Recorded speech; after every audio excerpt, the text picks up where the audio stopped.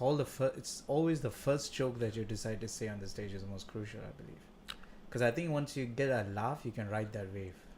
You It's can, like surfing, it's not the first joke, it's the first laugh. Yeah, it's the That's first the laugh. trickiest. Yeah. Oh, you get the But you always want to get that first laugh on your first joke.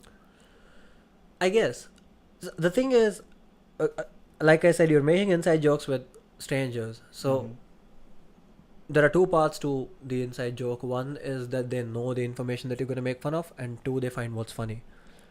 And every joke that's written Has a proper ever context. has always been that. It's just, I'm going to give you this information and then I'm going to say something funny about it. Or it's observational humor, right? People make fun of news or just life in general, things that are pretty popular. So you don't need to actually give them the information. They already know what's happening. You just point out what's funny in it. And the first part to that is always getting the audience's attention. When they're looking at you, when they're listening to you, that's when you can feed them that information, and then you can make out what's funny in it. So the first joke is always something that needs to get everybody's attention. That's it. Like, if it's not funny, it's cool, people are still listening, you have another chance. But yeah, unless you're on a show where people are there to watch you, so you will always have their attention, so you make sure the first joke's funny. But otherwise, I think the first joke's always, hey, can I talk to you guys?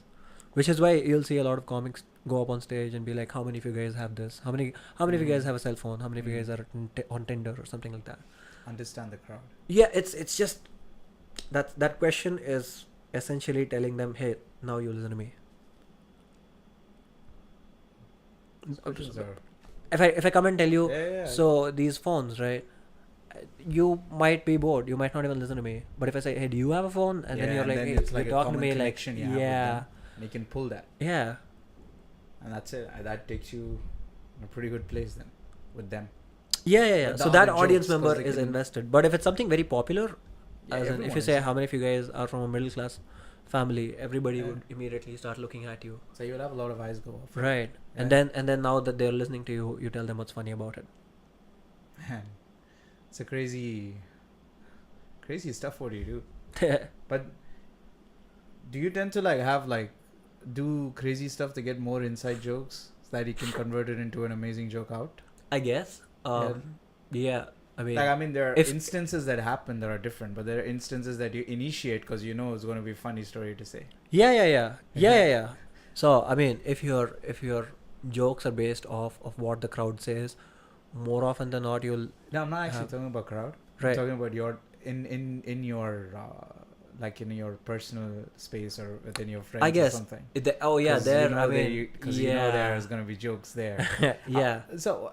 How are your jokes? Like, do you talk about more about personal stuff? Now I do, yes. I mean, I think right now all the jokes that I have are about me and more me. More about you. So when you started off, you spoke about general. Yeah, it's one of those 3 men walked into a bar kind of jokes. Okay. Yeah. So why did you decide to focus on yourself now? I don't know.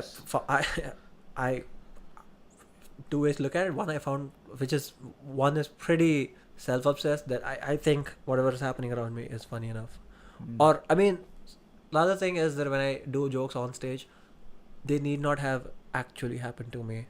I could just be spinning a story that also includes me, just so you guys feel more invested. Yeah. So I found that work for me.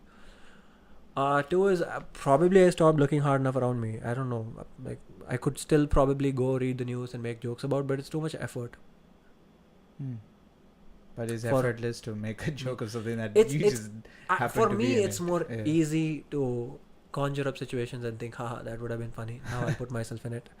As opposed to doing my research for jokes. I mean, you need to be factually correct, I guess. But that's a whole different thing. Being factually correct about everything. Give a man a break. And be factually incorrect. Interesting. That's a lot. Those people are okay.